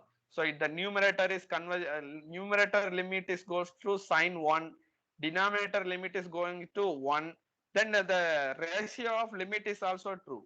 Limit f of x tends to L, limit g of x tends to some L1, limit f of x by g of x tends to L1 by L2, provided the denominator should not vanish. That kind of conditions are there. So that conditions will be satisfied close to 1, because in the close to 1, the denominator won't vanish. Therefore, this limit is just a sin 1 by 1. That is basically sin 1. Okay. Yeah. So again, here also at the 1, limit will exist. Cos 1 by 1, that is cos 1. Only at 0, you will have difficulty. Yeah. So if you have some doubts, you can ask me, and I will share you the slides. You can go through the slides. I'll share you the notes. You can go through it and ask me your doubts in the WhatsApp. Sir. Yeah. Sir, e raised to minus x is the example where you can extend the open 0 to infinity to close 0 to infinity for the uniform continuous. Okay. I understand. You are saying f of x equal to e power minus x, and in open 0, infinity, So you're saying e power minus x is not uniformly continuous in open 0, infinity, is it? No, sir. I'm saying that it can be extended to close 0, infinity for uniform continuity. Of course. Yes, sir. But at limit extends to 0, e power minus x exists, no? Yes, yes. And at extends to infinity, e power minus x goes to 0. So basically, see, maybe I'll write here. I think that is not a sort of correct example, I think. So f of x equal to e power minus x in open 0, infinity is uniformly continuous, I think.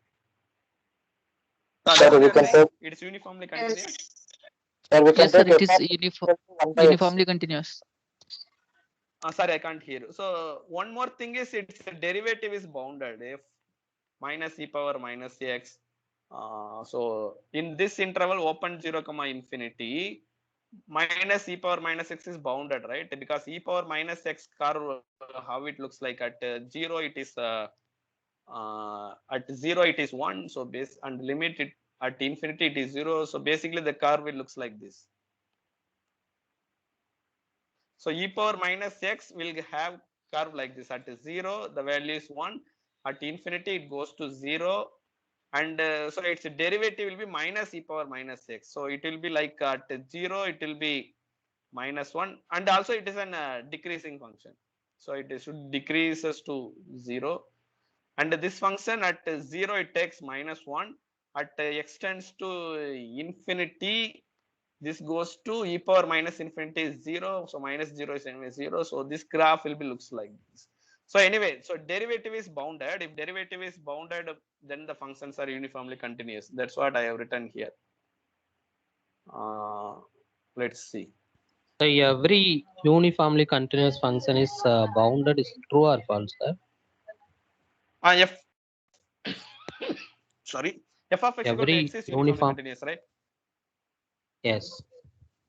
Yeah, that we can take. And so there is a couple of other problems. I will share you the notes. So if the derivative is bounded, then such functions are uniformly continuous. Okay. No, I'm asking if the function is every uniformly continuous function is bounded or not. So if the domain is not bounded, then the function need not be bounded. For example, you can take identity function. Yeah. Okay. If the domain is bounded, any uniformly continuous function takes bounded sets to bounded sets. Okay.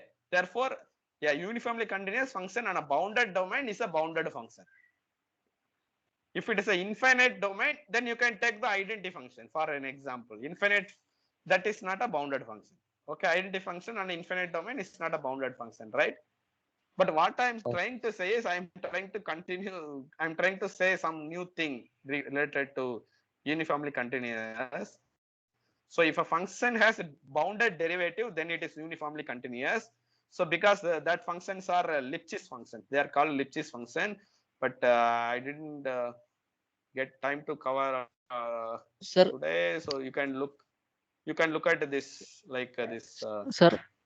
Lipschitz functions of order alpha. Only 1 minute. So Lipschitz functions of order alpha are continuous, uniformly continuous, differentiable. So you can look at that because there are many. Sir, this this condition is sufficient, but not necessary, right? Yes. For example, again you can take what you can do. So if a function is uniformly continuous, doesn't means that it is derivative. I mean, the function need not be differentiable even. Yeah. So let me show you Lipschitz first. For example, can be f of x is equals to under root x, or you can take Yes. So for example, there are many problems in the previous year question like f from open 0, on to R be a continuous function. Suppose mod f of x minus f of y less than or equal to mod sin x minus sin y and mod cos x minus cos y. This is in different year, 2014 June. This is 2015 December, but the options are exactly the same. and what are the correct options. So like basically you need to know about Lipschitz function, then you can solve. Okay. Similarly, like this problem also, f from R to R differentiable function such that it is derivative is bounded. So basically you prove that such a function is a Lipschitz function. And there is a few more problems like Lipschitz function of order alpha. Then like that functions are uniformly continuous. So this is again something I prepared, but tomorrow we will see differentiability. Okay. Let's see how far we can go, and you look at the notes and you ask me your doubts. That will be very helpful. But all these things, like as I said, like you can see this Lipschitz functions of order alpha are continuous, uniformly continuous. Like I have done everything there also. There, yeah, you can check there. And yeah, if you have some other doubts, you can ask me, or we can stop here. Yeah. Hello, sir. Hello, sir. Yes. Sir, you proved cos x by x by sequential criteria, and in the sequential criteria, whatever sequence we have taken, in that we have used MBT. But yes, correct. Yes, but can we prove directly by using that we know 1 by x is not uniformly continuous on 0, 1? Right. Because we can write cos x by x equals to cos x minus 1 by x plus 1 by x, and the first part is uniformly continuous, but the second part is not. Can you tell me your argument? What you are saying? 1 by x is not uniform. That is that much I understand. After that, what you are saying? No. I am telling that I am writing cos x by x equals to cos x minus 1 by x plus 1 by x, and the first part is uniformly continuous because of the limit criteria, and the second part is not uniformly continuous. And second part argument is much more easier by sequential criteria. Okay, so you want me to add and subtract 1 by x, is it? Yes. Is it Cos x minus okay? Yes. I mean in the numerator, this is cos x minus 1 by x. This is my first function, and the second function is minus 1 by x. And we know that sum of. So if this is minus, this should be plus, right? Yes. And the first function is uniformly continuous because of the limit criteria, since in the limit extends to 0 exists, and in the second function, and the limit if we apply the sequential criteria, then it will be much more easier than whatever we have proved. I am thinking in this way. Oh no, it seems very. That seems very cute. I think so. One can use this idea also. Yeah, this is very nice. It should work like this. For here, limit exists, and I think limit will be, what will be the limit? So again, it is 0 by 0, so you can differentiate. You will get so limit here is 0, right? So 0, and this is infinite. Yes. So basically, this goes to 0. This goes to infinity, and can we sum? One thing is goes to 0. No, sir. But you are using sequence criterion, we can do something. No. My argument is sum of two uniformly continuous is uniformly continuous, but if any of the part is not uniform, then there will be problem. So 1 by x is not uniform, and we know the proof by the sequential criteria. Previously, you have proved that. So right. Done. Okay, Sir, but again, like if one is uniform and another is not uniform, their sum is not uniform. That requires proof. Yes. One more But problem. I think, yeah. Sir, you wrote the definition of limit. In the definition, you wrote that a sequence. Sorry, sir, can you show me the definition? Yeah. I'm trying to there is some problem, I am thinking. Oh, okay. Let's see. Limit.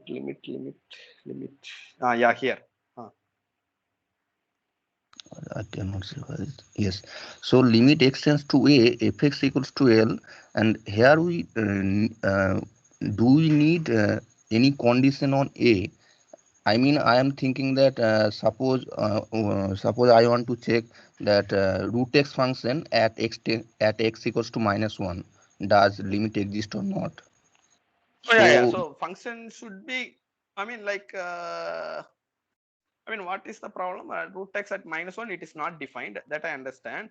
So, but if we apply the definition, then it will work. Means no, it won't root work. x. For any sequence xn converges to -1, you need its limit tends to some quantity, right? But if you look at in the close, very small neighborhood around -1, you can find many sequence of negative numbers that converge, right? For which the root x is not defined. So this sequence itself is not defined, right? Yes, not I defined. understand. Yeah, I think I'm thinking that whether do we need any condition on a or yeah. So I mean, like f. I mean, a is a point at which f is defined, well defined. That is needed. I mean, even f it need not be defined at a. For example, we are looking at the limit of sin x by x at the point 0, right? Like, no, but see, if you have some confusion, just look at the principles of mathematical analysis, Walter Rudin.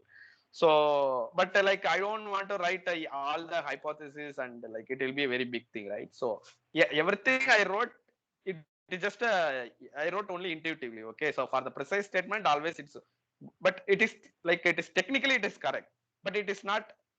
I mean, the precise assumption I might missed. So if you are wondering about the precise statement, it's always good to look at Rudin, Walter Rudin, principles of mathematics. Actually, A may be a limit point of the domain set. That is also one possibility, but need not be always. No, I'm telling A may be a point of the domain set, or Right. A may be a point of the limit point of the domain set. Yeah. Sorry. Anyway, like anyway, the rigorous statement of the result is better look at the book. I mean, if you want like word by word the exact statement, always it's good to remember the important statements like that, so that we won't miss any important point which might leads to some technical difficulties in the problem. Yeah. Okay. So any other doubts? Like it is almost at 8:20. Like I saw. Worst case, I have to finish by 8:30. Yeah. So just to go through this, like one thing I want to say, I'll quickly say it in 2 minutes, like about this one thing. So does there exist in which of the following cases there is no continuous function f from the set S onto T, close 0, 1 to R. So close 0, 1 to R, there cannot be any continuous onto functions because this is compact, R is not compact. Continuous image of compact set should be compact, but R is not compact. Open 0, 1 to R, there is a onto continuous function. Okay. So basically you imitate this. So -1 to 1, you have this continuous onto function, right? You take 10 pi by 2 x. This is a continuous onto function. Even a bijection between -1, 1 to R 10 pi by 2 x is a continuous bijection between open interval -1, 1 to 10 pi by 2 x.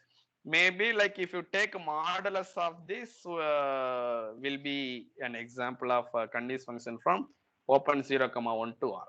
But it exists. So check it. Open 0, 1 to open 0 closed 1, there is a continuous onto functions. Again from R to open 0, 1, whatever function you construct here, you can sort of look at the inverse function. That will work. So from using tan, you try to construct. Okay, we cannot consider the inverse here, right? No. Onto is exists. Tan is not on to modulus of 0 to 1.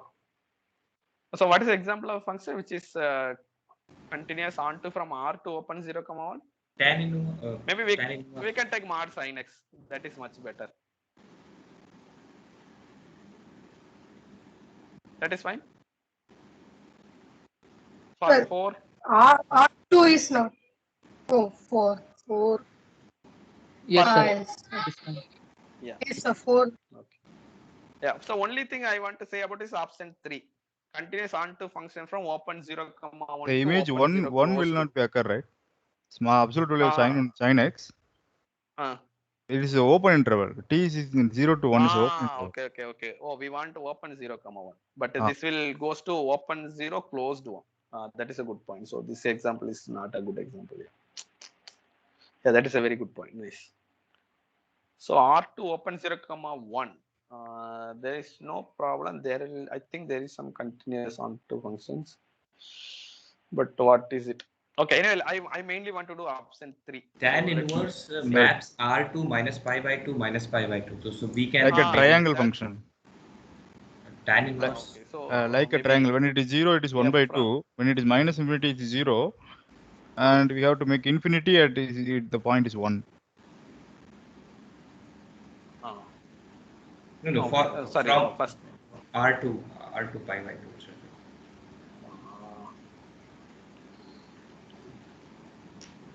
R2 minus pi by 2 pi by 2. Minus pi by 2 to f of x equal to tan inverse x. Then from minus pi by 2 to pi by 2, one can go to 0, 1. Like then you compose it. Like there is a continuous function which takes minus pi by 2 to open 0, 1. If you compose these two functions, then we are done. Yeah, that is it. So basically, f composition.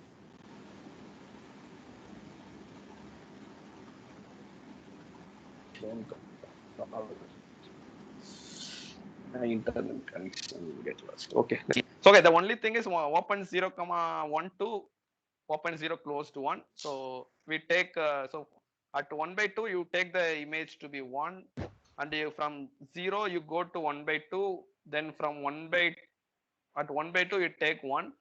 At 1 you take half. Then you come back. So if you look at the image of this function, it will be open 0 closed 1. Similarly, if you want the image to be close to 0, 1 also possible. So example of a continuous onto function from open 0, 1 to close 0, 1 also possible. Basically what you can do, you can go up, then come back here, then you can go here. Like so there are many examples. So open 0, 1 to open 0, closed 1 is possible. Only 1 minute. Open 0, 1 to close 0, close 1 also possible. So continuous surjective function, continuous onto function from open 0, 1 to these two sets are possible. That's what I'm trying to say. Yeah. So what are you saying? Hello? Hello, somebody is saying something? Sir, how does this green color sign is onto? Is it onto? Yeah. So will it be onto? Yeah, because it's coming under touching 0 here, right? Oh. So graph open 0, 1, it starts here, and so already it cover every point except 0. Now I want 0, so I come back and I touch 0 here. So now then I can go anywhere, right? Okay, now, okay. like you see this horizontal test, like whatever to check onto. So every line meets the graph, so it is onto. Yeah. Okay. So if you want, this is simple. That is one thing. Okay. So if there is no any other doubts, we can stop the session. Like 8:30 is the time when we're supposed to stop. You ask your doubts in the WhatsApp group. Okay, thank you. Okay. Thank you, sir. So whichever result is not proved, the proof is given in the notes. Please go through the proof also. Yeah. Okay. Thank you. Okay, thank you. Arun sir, thank you, sir. Okay. Thank you, madam. Thank you.